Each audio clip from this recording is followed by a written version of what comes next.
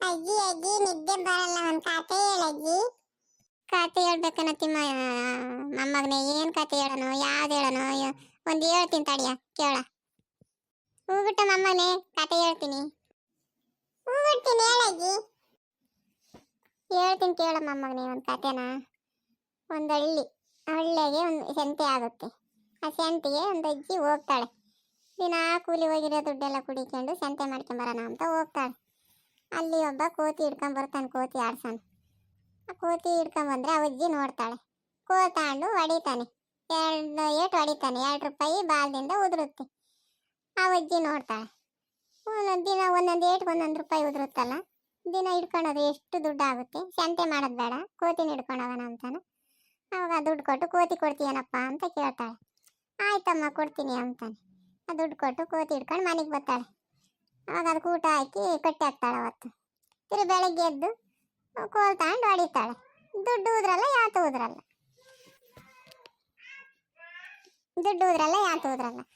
ಎಷ್ಟೊಂದು ದುಡ್ಡು ಕೊಟ್ಟು ಆ ಕೋತಿ ಆಡೋನು ಎಂತ ಮೋಸ ಮಾಡ್ದ ನಮಗೆ.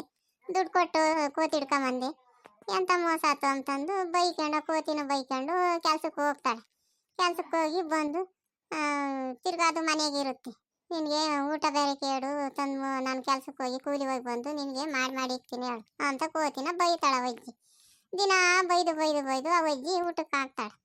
ಎಂತ ಕೆಲಸ ಆಯ್ತು ನನಗೆ, ಈ ದಿನ ಬೈಸ್ಕೋಬೇಕಲ್ಲ ಅಂತ ಅದು ಕೋತಿ ಒಂದಿನ, ಅಜ್ಜಿ ನನಗೆ ಒಂದು ತಟ್ಟಿ ಕೊಡಜ್ಜಿ, ನಾನು ಸಗಣಿ ತಗೊಂಬತ್ತೀನಿ ಹೋಗಿ ಅಂತಾಳೆ. ನೀನು ಹೋಗಿ ಸಗಣಿ ತತ್ತೀಯ, ಸಗಣಿ ತತ್ತೀಯ ನೀನು, ನನಗೊಂದು ದಂಡಕ ಇದ್ದೀಯ ಅಂತ ಬೈತಾಳೆ. ಇಲ್ಲಜ್ಜಿ ತತ್ತಿನ ಕೊಡಜ್ಜಿ ತಟ್ಟಿನ ಅಂತ ಕೇಳ್ತೈತೆ ಕೋತಿ. ಅಲ್ಲೆಲ್ಲ ಒಂದೆರಡು ತಟ್ಟಿ ಐತೆ ತಗೊಂಡು ಹೋಗು ಅಂತಾಳೆ. ಆ ತಟ್ಟಿ ತಗೊಂಡು ಹೋಗುತ್ತೆ. ಹೋಗಿ ಕಾಡಿಗೆ ಹೋಗುತ್ತೆ. ಅವ ಕಲ್ಲು ಮೇಕೆ, ಆ ಕಲ್ಲು ಮೇಕು ಈ ಕಲ್ಲು ಮೇಕು ಎಗರಾಡುತ್ತೆ. ಎಗರಾಡಿ ಅಲ್ಲಿ ಇಲ್ಲಿ ಸಗಣಿ ಕುಡಿಕೊಂಡು ತಗೊಂಬರುತ್ತೆ. ಅಜ್ಜಿ ನೋಡಜ್ಜಿ ಸಗಣಿ ತಂದಿದ್ದೀನಿ ಅಂತ ತೋರಿಸುತ್ತೆ. ಅದನ್ನ ಎಷ್ಟು ಹೊತ್ಕೊಂಬಂದಿದ್ಯೋ ಅಲ್ಲಿ ಹಾಕೋಗಿ ತಿಪ್ಪಕ್ಕೆ ಅಂತ ಹೇಳ್ತಾಳೆ ಅವಜ್ಜಿ. ತಿಪ್ಪಕ್ಕೆ ಹಾಕಿ ಕೈ ಕಾಲು ಮಕ್ಕ ತಳ್ಕೊಂಡು ಊಟ ಕೊಡಜ್ಜಿ ಅಂತ ಬರುತ್ತೆ. ಊಟಕ್ಕೆ ಹಾಕ್ತಾಳೆ ಅವಜ್ಜಿ. ತಿರ್ಗಾ ಬೆಳಿಗ್ಗೆ ಹೋಗ್ತೈತಿ. ತಿರ್ಗಾ ಸಗಣಿ ತಗೊಂಡು ಬರುತ್ತೆ. ಅಜ್ಜಿ ಇವತ್ತು ತಂದಿದ್ದೀನಿ ಅಜ್ಜಿ ಅಂತಾಳೆ. ಸರಿ ಆಯ್ತು ಹಾಕಲ್ಲಿ ಅಂತಾಳೆ. ಆವಾಗ ತಿರ್ಗಾ ದಿವಸ ಹೋಗುತ್ತೆ. ಆವತ್ತು ಹೋಗುತ್ತೆ. ಅಲ್ಲಿ ಕಲ್ ಮೇಲೆ ಅಲ್ಲಿ ಇಲ್ಲಿ ಎಗರೆ ಆಡ್ಕೊಂಡು ಹೋಗ್ಬೇಕಾದ್ರೆ ಒಂದು ಅಲ್ಲಿ ಗವಿ ಇರುತ್ತೆ. ಆ ಗವಿ ಒಳಗಡೆ ಹೋಗುತ್ತೆ. ಆ ಗವಿ ಒಳಗೆ ಒಬ್ಬ ಕಳ್ತನ ಮಾಡ್ಕೊಂಬಂದ ಆ ಗವಿ ಒಳಗಡೆ ಇಟ್ಟಿರ್ತಾನೆ. ದುಡ್ಡು ಒಡವೆ ಎಲ್ಲ ಇಟ್ಟಿರ್ತಾನೆ, ಮುತ್ತು ರತ್ನ ಎಲ್ಲ ಇಟ್ಟಿರ್ತಾನೆ. ಅದಕ್ಕೆ ಏನು ಖುಷಿ ಆಗಿಬಿಡುತ್ತೆ. ಆವಾಗೆಲ್ಲ ತಟ್ಟಿ ತುಂಬ್ಕೊಂಡ್ಬಿಡುತ್ತೆ ದುಡ್ಡ. ಅದ್ರ ಕೈಯಲ್ಲಿ ಎಷ್ಟಾಗುತ್ತೋ ಅಷ್ಟು ಹೊತ್ಕೊಂಡು ಬರುತ್ತೆ. ಬಂದು ಅಜ್ಜಿ ಬಾಗಿಲು ತೆಗಜ್ಜಿ ಅಂಬತ್ತೆ. ಏನು ಹೊತ್ಕೊಂಬಂದಿದೀಯಾ, ಹಂಗೆ ಬಾಗಿಲು ತೆಗಿ ಅಂತ ಹೇಳ್ತೀಯ? ತೆಗಿ ಅಜ್ಜಿ, ನಾನು ಏನೋ ತಂದಿದ್ದೀನಿ ಅಂಬತ್ತೆ. ಅವಾಗ ಬಂದು ಬಾಗಿಲು ತೆಗಿತಾಳೆ ಅಜ್ಜಿ. ಅವಾಗ ದುಡ್ಡು ಹೊತ್ಕೊಂಬಂದಿರುತ್ತೆ. ಅವಾಗ ಒಳಗೆ ಕರ್ಕೊಂಬಂದು ಏನು ತಿಮ್ಮಯ್ಯ ಎಲ್ಲಿ ತಕೊಂಬಂದೆ ಅಂತ ಕೇಳ್ತಾಳೆ. ಅಜ್ಜಿ ಅಲ್ಲಿ ಕಾಡಿನಾಗೆ ಒಂದು ಗವಿ ಐತೆ ಅಜ್ಜಿ, ಆ ಗವಿಗೆ ಇತ್ತು ಕಣಜ್ಜಿ ತಗೊಂಬಂದೆ ಅಂತ ಹೇಳುತ್ತೆ. ಸರಿ ನಾಳಿನ ಹೋಗಿ ತಗೊಂಬ ಅಂತ ಹೇಳ್ತಾಳೆ. ಆಯ್ತು ಅಜ್ಜಿ ಬೆಳಗ್ಗೆನೇ ಎದ್ದು ಹೋಗ್ತೀನಿ ಅಂತ ಹೇಳುತ್ತೆ. ಆವಾಗ ತಿರ್ಗಾ ಬೆಳಗ್ಗೆ ಹೋಗುತ್ತೆ. ತಿರ್ಗಾ ಹೋಗಿ ತಿರ್ಗಾ ಹೊತ್ಕೊಂಬರುತ್ತೆ. 2 ದಿವಸ ಹತ್ತೈತೆ, 3ನೇ ದಿವಸದಾಗ ಹೋಗುತ್ತೆ. ಆವತ್ತು ಒಳಗಡೆ ಹೋಗುತ್ತೆ. ಅವಾಗ ಕಳ್ಳ ಬಂದ್ಬಿಡ್ತಾನೆ. ಕಳ್ಳ ಬಂದಲ್ಲ ಏನು ಮಾಡಲಿ, ನಾನು ಹೊಡೆದಾಕ್ಬಿಡ್ತಾನೆ ಅಂತ ಅದು ಯೋಚನೆ ಮಾಡಿ ಕಂಡು ಒಳಗಡೆ ಇರುತ್ತೆ. ಯಾವನಿರೋದು ಒಳಗಡೆ, ನನ್ನ ಗವ್ಯಕ್ಕೆ ಯಾವನು ಬಂದಿರೋದು ಅಂತ ಒಳಗಡೆ ಹೋಗ್ತಾನೆ ಕಳ್ಳ. ಮಾಮ ನಾನು ನಿನಗೆ ನಮ್ಮ ಅಕ್ಕನ ಕೊಟ್ಟು ಮದುವೆ ಮಾಡ್ತೀನಿ ಮಮ್ಮ, ನನಗೇನು ಮಾಡಬೇಡ ಮಮ್ಮ ಅಂತ ಕಾಲು ಹಿಡ್ಕೊಂಬತ್ತೆ ಕಳ್ಳೊಂದ. ನಿಮ್ಮ ಸುಳ್ಳು ಹೇಳ್ತೀಯನೋ ತಿಮ್ಮಣ್ಣ? ಇಲ್ಲ ಮಮ್ಮ, ನಿಜವಾಗ ನಮ್ಮ ಅಕ್ಕ ಇದ್ದಾಳೆ, ನೀನು ಕೊಟ್ಟು ಮದುವೆ ಮಾಡ್ತೀನಿ ಅಂತ ಹೇಳುತ್ತೆ. ಸರಿ ಇದೇ ಮಾತು, ನಾಳೆ ಕರ್ಕೊಂಬಂದು ನನಗೆ ಮದುವೆ ಮಾಡಬೇಕು ಅಂತ ಹೇಳ್ತಾನೆ. ಆಯ್ತು ಮಾಮ, ಮಾತಿ ತಪ್ಪಲ್ಲ, ಕರ್ಕೊಬತ್ತೀನಿ ನಮ್ಮ ಅಕ್ಕಯ್ಯನ್ನ ಅಂತ ಹೇಳ್ತೈತೆ ಕೋತಿ.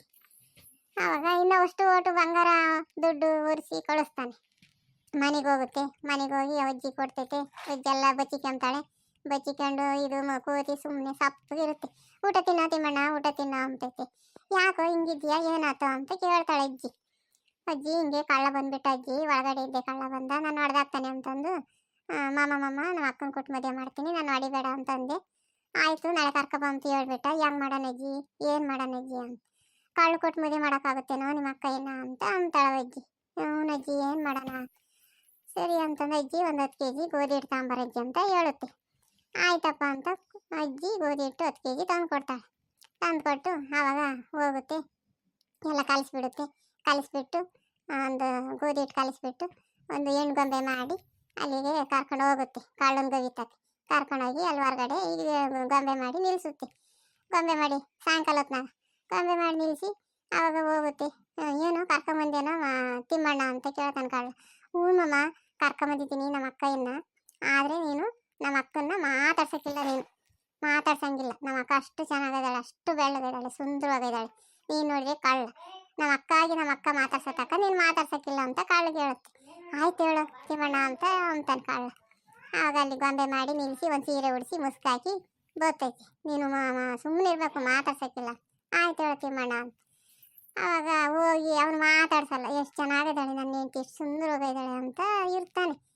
ಇದ್ರೆ ಆವಾಗ ಅದು ಹ್ಞೂ ಹ್ಞೂ ಹ್ಞೂ ಅಂತ ಇರುತ್ತೆ. ಹ್ಞೂ ಅಂತ ಇದ್ರೆ ಆವಾಗ ರಾತ್ರಿ ಹೊತ್ನಾಗ ಒಳ್ಳೆ ಕಳ್ಳು ನೀರು ಕರಗ ಹೊತ್ನಾಗ ಶಿವ ಪಾರ್ವತಿ ಸಂಚರಣೆ ಹೋಗ್ತಾರೆ. ಹೋದ್ರೆ ಪಾರ್ವತಿ ಶಿವನ ಹತ್ರ ಏನು ಸ್ವಾಮಿ ಈ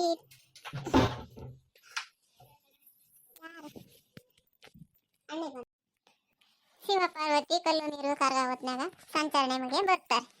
ಆಗಿದು ಗೊಂಬೆ ಗೋಧಿ ಹಿಟ್ಟಿನಾಗ ಮಾಡಿರೋ ಗೊಂಬೆ ಅಂತ ಮಲ್ಕುತ್ತಿ. ಪಾರ್ವತಿ ಸ್ವಾಮಿ ಇಷ್ಟೊತ್ನಾಗ ಯಾರು ಹಂಗೆ ಹೇಳ್ತಾರೆ, ನೋಡ್ಕೊಂಬರೋಣ ಭೂಲೋಕದಾಗೆ ಬಾ ಸ್ವಾಮಿ ಅಂತ ಅಂತಾಳೆ.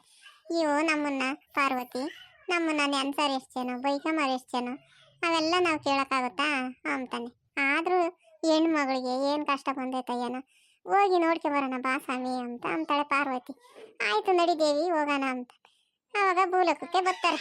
ಬಂದು ಏನಮ್ಮ ನಿನಗೇನಮ್ಮ ಅಂತ ಕಷ್ಟ ಬಂದಿರೋದಂತ ಕೇಳ್ತಾರೆ. ಮಾತಾಡಲ್ಲ, ಸುಮ್ಮನೆ ಹೂ ಅಂತ ಇರ್ತಾಳೆ. ಆವಾಗ ಮಾತು ಬರಲ್ವ ನಿನಗೆ ಅಂತಂದು ನೋಡಿ ಅವರು ಸುಂದರವಾದ ಹೆಣ್ಮಗಳನ್ನ ಮಾಡ್ತಾರೆ ಶಿವ ಪಾರ್ವತಿ.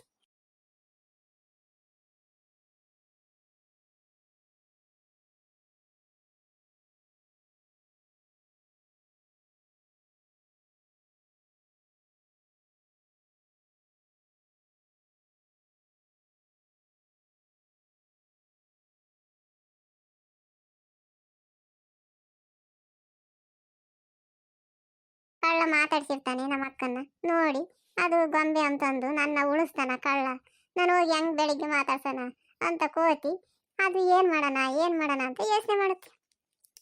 ಏನನ್ನ ಮಾಡ್ಲಿ ಹೋಗೋಣ ಅಂತ ಹೋಗುತ್ತೆ. ಬೆಳಿಗ್ಗೆ ಹೋದ್ರೆ ಅಲ್ಲೇ ಕುಂತಿರ್ತಾಳೆ, ಅಷ್ಟು ಚೆನ್ನಾಗಿರ್ತಾಳೆ.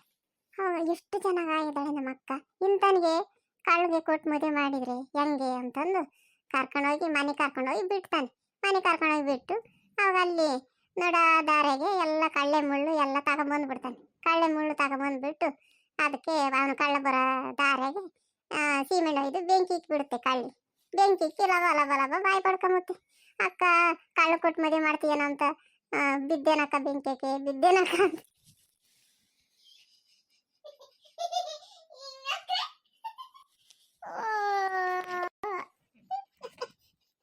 ಸುಂದರವಾದ ಹೆಣ್ಮಗಳನ್ನ ಮಾಡ್ತಾರೆ ಶಿವ ಪಾರ್ವತಿ. ಮಾಡಿ ಹೋಗ್ತಾರೆ. ಅಲ್ಲೇ ಕುಂತಿರ್ತಾಳ ಹೆಣ್ಮಗಳು. ಇದು ಕೋತಿ ಯೋಚನೆ ಮಾಡ್ತೈತೆ ರಾತ್ರಿ ಎಲ್ಲ. ಬೆಳಿಗ್ಗೆ ಹೋದ್ರೆ ಮಕ ತೋರಿಸಿದ್ರೆ ಕಳ್ಳಿಗೆ ಕಳ್ಳ ಬಿಡ್ತಾನ, ನನ್ನ ಸಾಯಿಸ್ಬಿಡ್ತಾನೆ, ಏನ್ ಮಾಡ್ಲಿ ಅಂತ ಯೋಚನೆ ಮಾಡಿ ಏನನ್ನ ಆಗ್ಲಿ ಹೋಗೋಣ ಅಂತ ಹೋಗುತ್ತೆ. ಅದು ಗೊಂಬೆ ಮಾಡಿ ಗೋಧಿ ಹಿಟ್ಟನ್ನ ಕುಂದಿರ್ಸಿರ್ತಾರಲ್ಲ, ಅಲ್ಲಿ ಸುಂದರವಾದ ಹೆಣ್ಮಗಳಾಗಿ ಕುಂತಿರ್ತಾಳೆ. ಆವಾಗ ಇಂಥ ಹೆಣ್ಮಗಳನ್ನ ನಮ್ಮ ಅಕ್ಕನ ಕೊಟ್ಟು ಕಳ್ಳಿಗೆ ಹೆಂಗ್ ಮದುವೆ ಮಾಡೋಣ ಅಂತ ಮನೆಗೆ ಕರ್ಕೊಂಡು ಹೋಗುತ್ತೆ. ಮನೆಗೆ ಅವನಿಗೆ ಗೊತ್ತಿರ್ತಾನೆ. ಕರ್ಕೊಂಡೋಗಿ ಅವನು ಕಳ್ಳ ಬರೋ ದಾರಿಗೆ ಕಳ್ಳೆ ಮುಳ್ಳು ಹಾಕಿ ಬೆಂಕಿ ಇಟ್ಟುಬಿಡುತ್ತೆ. ಕಳ್ಳಿಗೆ ಬೆಂಕಿ ಇಕ್ಕಿ ಲಬ ಬಾಯಿ ಬಡ್ಕೊಂಬತ್ತೆ. ಕಳ್ಳು ಕೊಟ್ಟು ಮದುವೆ ಮಾಡ್ತೀರ ನನ್ನ ಅಂತ ಬೆಂಕಿಗೆ ಬಿದ್ದೇನಕ್ಕ ನೀನು ಬೆಂಕಿಗೆ ಬಿದ್ದೇನಕ್ಕ ಅಂತ ಹೇಳ್ತೈತಿ. ಆವಾಗ ಕಳ್ಳ ಬರ್ತಾನೆ. ಯಾಕ ತಿಮ್ಮಯ್ಯ ಏನಂತ, ಮಾಮ ನಮ್ಮ ಅಕ್ಕಯ್ಯ ಬೆಂಕಿಗೆ ಬಿದ್ಬಿಟ್ಲು, ನಿನಗೆ ಕೊಟ್ಟು ಮದುವೆ ಮಾಡ್ತಾನೆ ಅಂತಂದು ಕಳ್ಳು ಕೊಟ್ಟು ಮದುವೆ ಮಾಡ್ತೀಯ ನನ್ನ ಅಂತ ಬೆಂಕಿಗೆ ಬಿದ್ಬಿಟ್ಲು ಅಮ್ಮ ನಮ್ಮ ಅಕ್ಕ ಅಂತಾರ ಪರಪ್ಪ ಬಾಯಿ ಬಡ್ಕೊಂಡು ಹೇಳ್ತೈತಿ. ಆವಾಗ ಅವನು ಕಳ್ಳ ಏನ್ ಮಾಡ್ತಾನೆ, ಅಯ್ಯೋ ನಿಮ್ಮ ಅಕ್ಕನೇ ಬೆಂಕಿಗೆ ಬಿದ್ದು ಅಂದ್ರೆ ನಾನು ಇನ್ನೇನಿರೋಣ ಅಂತ ಕಳ್ಳನು ಬೆಂಕಿಗೆ ಬಿದ್ದು ಸತ್ತೋಗ್ತಾನೆ. ಆವಾಗ ಒಡವೆ ವಸ್ತ ಬಂಗಾರ ಎಲ್ಲ ಒತ್ಕೊಂಬಂದು ಸುಂದರವಾದ ಹೆಣ್ಮಗಳು ಇರ್ತಾಳಲ್ಲ ಒಳ್ಳೆನಿಗೆ ಒಂದು ಪಟ್ಟಣದಾಗೆ ಮೈಸೂರು ಮಹಾರಾಜ್ಗೆ ಕೊಟ್ಟು ಮದುವೆ ಮಾಡ್ತಾರೆ. ಆವಾಗ ಕೋತಿ ಅಕ್ಕ ಅವಜ್ಜಿ ಎಲ್ಲ ಚೆನ್ನಾಗಿರ್ತಾರೆ, ಶ್ರೀಮಂತರ ಆಗ್ತಾರೆ. ಹೌದೇನಜ್ಜಿ, ಎಷ್ಟು ಚೆನ್ನಾಗೈತಿ ಕತೆ.